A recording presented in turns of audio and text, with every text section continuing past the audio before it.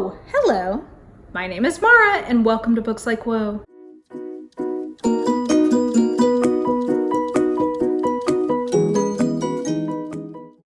Alrighty guys, it's that time of the month, time to do another book haul. It's a pretty sizable one. I did make a run to the used bookstore, so that definitely contributed to things. I had some pre-orders, I had just several different categories, which we will get into. So without further ado, we'll start with some of the smaller categories and then we'll work our way to the bigger ones. Okay, the first one is sort of uncategorizable. It's just sort of like, I've been wanting to try this series, so I got the first one in it, and that is Prince of Fools by Mark Lawrence. This is a little tricky to get a hold of here in the US in non-e forms, so I decided to order it from Book Depository from the UK.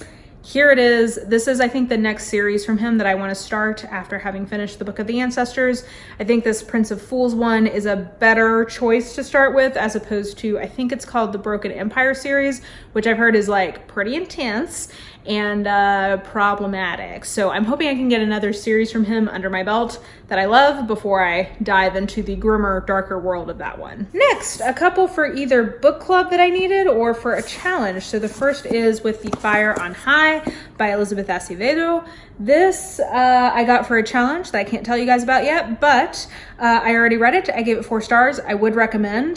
This is a new YA book that is sort of like general fiction. I wouldn't say this is like YA contemporary romance or like YA. It's just sort of slice of life, teenage mom trying to get through her last year of high school and her like really coming into her own as a mother, as a chef, because that's what she wants to do. It's really good. 4 stars, would recommend.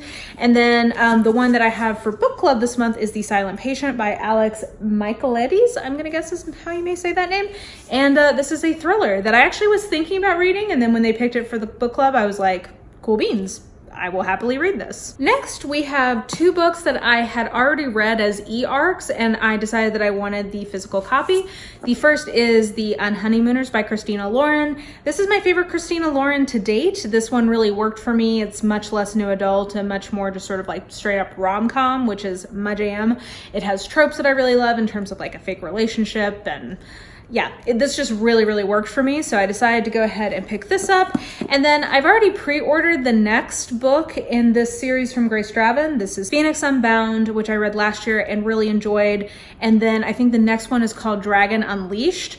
The cover is gorgeous, and it actually, the cover copy to me sounds even better than this one did. So I'm really hopeful for that. So anyway, I've got 2 books I've already read, but just picked up a physical copy. Next are 2 pre-orders, both of which are basically a result of hype. One from Bethany in particular, Beautifully Bookish Bethany. This is, I think, probably her favorite book of the year so far. One of her favorite books of the year so far. The Kingdom by Jess Rothenberg. This is a sort of like speculative fiction mystery, like whodunit from what I can tell. So that sounds awesome to me, plus how much Bethany loved this made me decide to go ahead and just pre-order it. Actually, it's not that long. I may just go ahead and knock this one out this afternoon because that sounds kind of good to me today. But yeah, I'm looking forward to getting to this possibly today. So I will let you guys know what I think. And then the other pre-order that I had was Aurora Rising by Kristoff and Amie Kaufman. Now here's the deal. I like the Illumine of it all. That doesn't really sound that good to me, to be totally honest. I know people rave about it. Like, I don't have anything against it. It just doesn't sound great to me. And then I didn't like Nevernight. But I really want to like Kristoff a lot. Like, I really want to like him. And this is a sci-fi. The description sounded really interesting to me. I've been trying to read more sci-fi this year. I read YA sci-fi hardly ever, though we will talk about another exception to that coming up on the list later. So I just decided that this was a good opportunity for me to try something a little different, maybe get in on the fun of the hype if I end up enjoying this. Because I do, you know, I try to mix it up in terms of old and new books, but it is fun, I think, to get swept up in the hype if you enjoy a book. And it's easiest to do that if it's a new release. So I don't know, I think this might be a candidate for me really enjoying a new release. So we'll see how I do with it. Next, let's do some ones that I got as a part of like collections. So the first one is The Name of the Rose by Umberto Eco. I decided to put this into this collection category, though it also belongs in the biggest category, which we will talk about, because this is an Everyman's Library that I've been meaning to get, and because it's the Red Spine. So I'm calling this a part of a collection. I have not yet read this book, but based on the type of book it is, which again, we will talk about here in a minute, I'm really excited about this, and I'm kind of bumping this up to be something I'm more eminently interested in getting to. The next one is, I did find at the used bookstore this collection of Katherine Porter's stories and other writings. This is the Library of America edition, and Katherine Porter is somebody whose short stories I really enjoy, so when I saw such a nice edition at the used bookstore, I have credit there. I felt like this was a good use of that.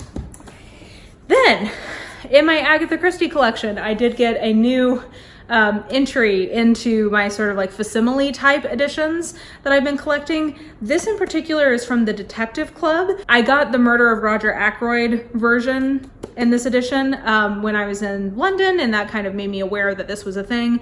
I think the only other Agatha Christie in that line is the Big Four. I am so glad I got this, because maybe this is one of my all-time favorite covers I've ever seen. This is Poirot on the back. So I'm thinking this has to be number 4, aka the Destroyer. And I'm obsessed with him on the, like, I could not be more obsessed with this. Like, I just love him. And then I also love her like little, this is everything. This is one of my all-time favorite covers of anything that I own. And then last of my collecting stuff, I've got the Complete Father Brown Mysteries by J.K. Chesterton in a hardback edition, which is mighty tricky to get a hold of. I had an Amazon gift card, which is why I decided to go ahead and get this. It's a very nondescript and poorly designed book. Let's just be real, because it's got like this burgundy-ish brown type. Like, can you guys even, you can barely see it on this black cover. I don't know what they were thinking, but it is a hardback version, which I had been looking for. I really like these. These were like some of my first, like I read these actually before I read Agatha Christie or Sherlock Holmes. Like I read these in my teens and really enjoyed them. They were one of the first sort of like more adult mystery things that I realized I really liked. So I'd been wanting to have a hardback copy for my collection, and now I do. Okay, so now we come to the two biggest categories. And you will recognize this category from last month's haul, because I have still been like in progress of collecting a lot of these.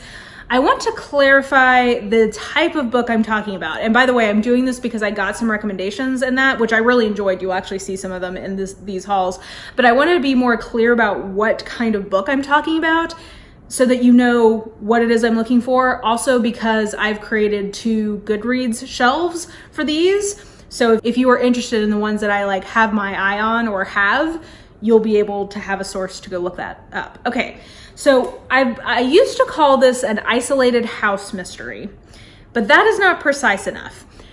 I have also talked, like, it's hard to find the exact word combination to communicate the specific trope I'm talking about, which is, it is an isolated house or inn or roadside gas station in one of these books. That is a thing. There is an element where none of the people there can leave. That is the biggest piece of this that's hard to like communicate.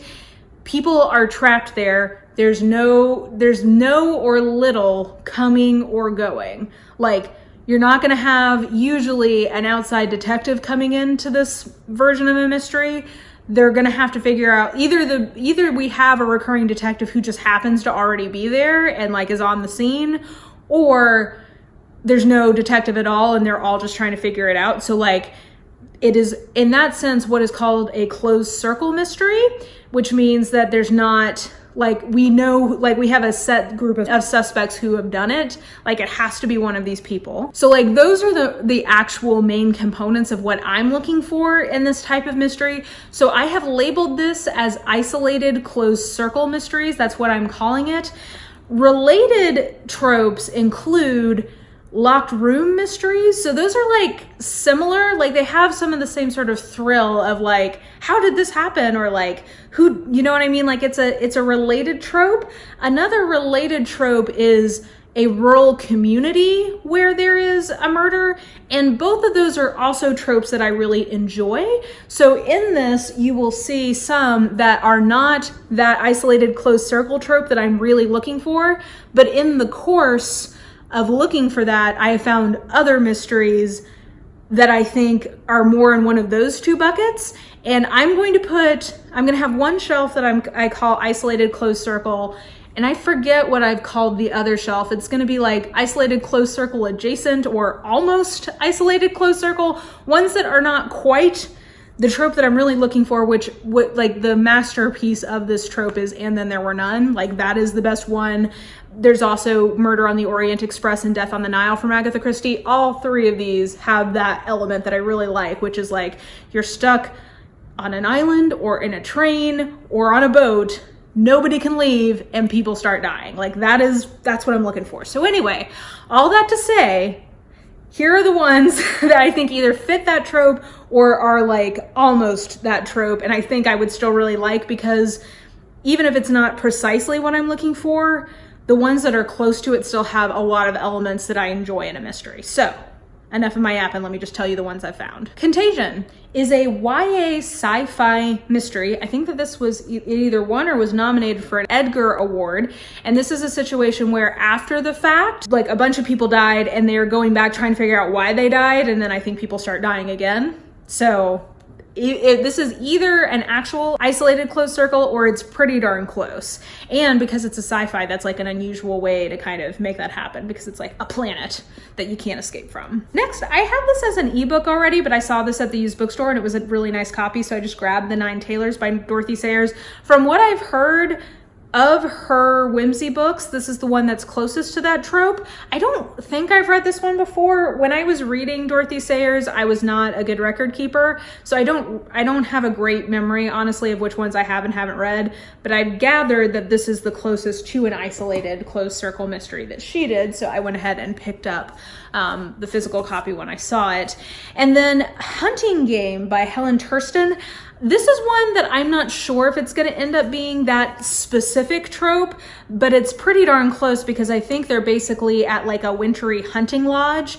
They go out to hunt and somebody dies, and so like they're snowed in. I've realized that like weather is often a huge piece of these mysteries, and I'm wondering if that's part of what I enjoy about them, is that there's like this sort of like atmospheric element. It's like Mother Nature is conspiring to like kill you, sort of, because it's keeping you with this person who's murderous. I don't know. Anyway, so I think that this could be one, but I'm not totally sure. And then similarly to the Dorothy Sayers one, there are two Ngaio Marsh ones that, from what I can tell, have this trope. First is this one, which is A Man Lay Dead, and then the other is The Death of the Dancing Footman. I forget exactly what the title is. I think it's number 11.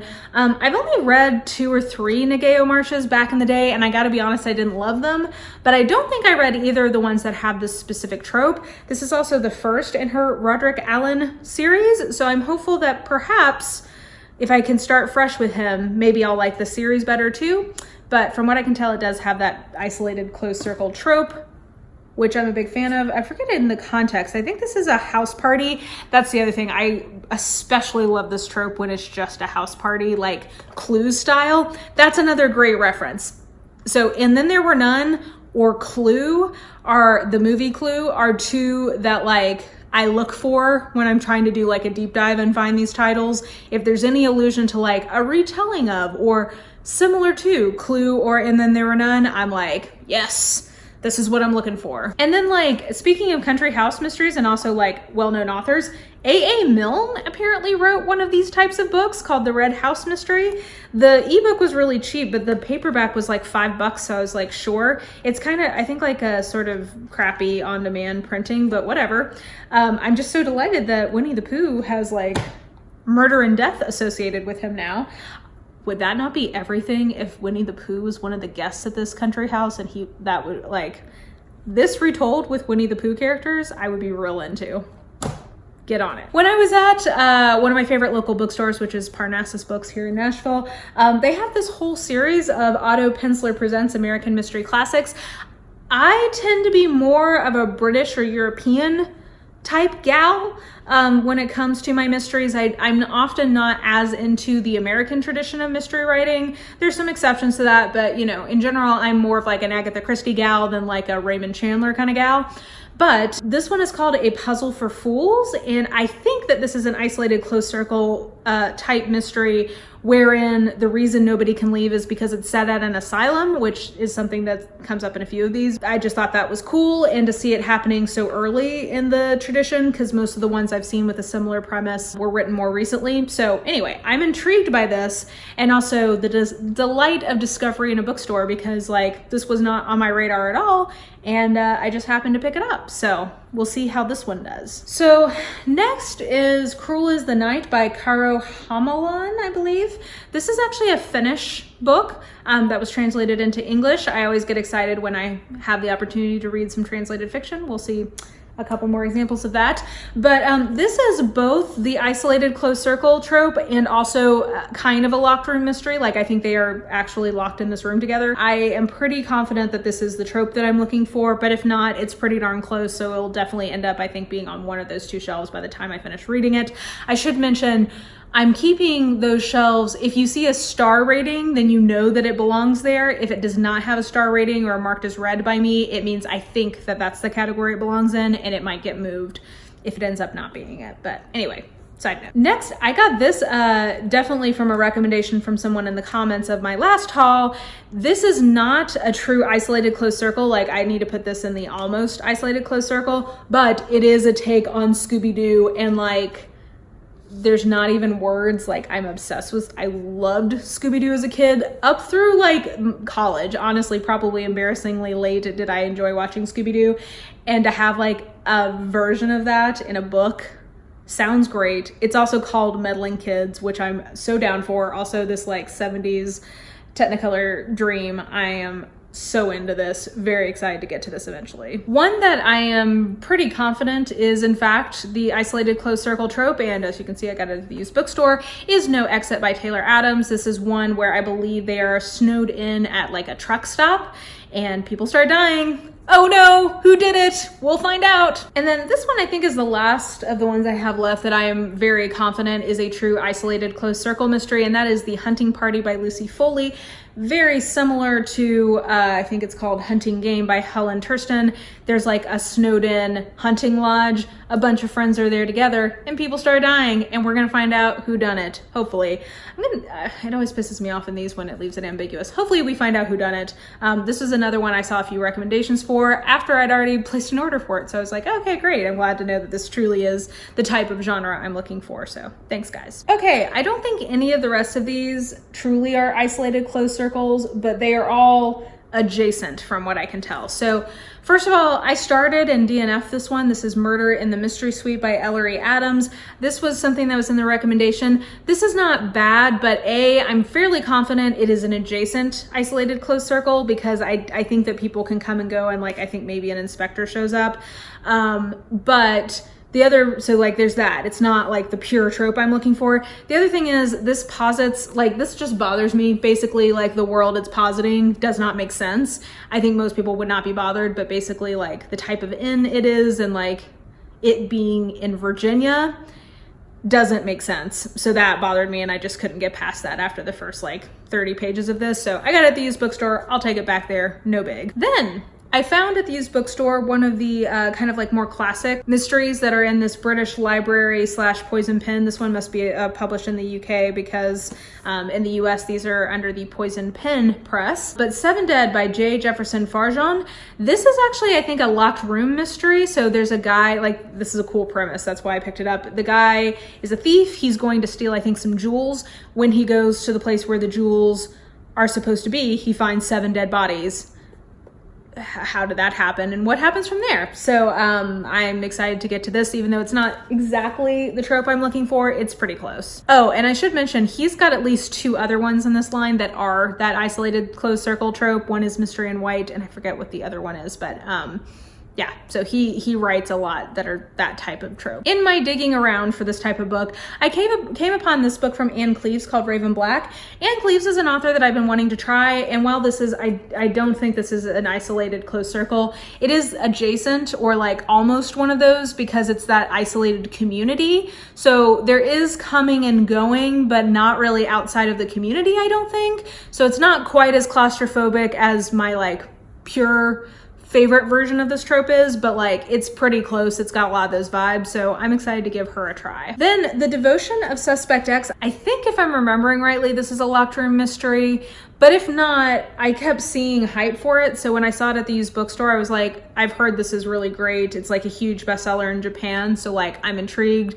It's a mystery. I'm gonna give it a try. And then last, before we get to just one more random book, I guess it should have been earlier, is Georgette Heyer's Pen Hollow. Now, I have only known Georgette Heyer as a big Regency historical romance author. Like she was one of the OGs back, I think in like the 40s. She was kind of trying to emulate that Jane Austen style. I've gathered she's somehow problematic. I don't know much about it, but I've always wanted to give her a try. And I didn't realize that she also wrote several mysteries. Many of them are these country house mysteries, which is what this is. So this is not an isolated closed circle mystery, but she has a couple of ones set at Christmas where they're snowed in that I believe would be. So I just saw this one at the used bookstore, so I picked it up.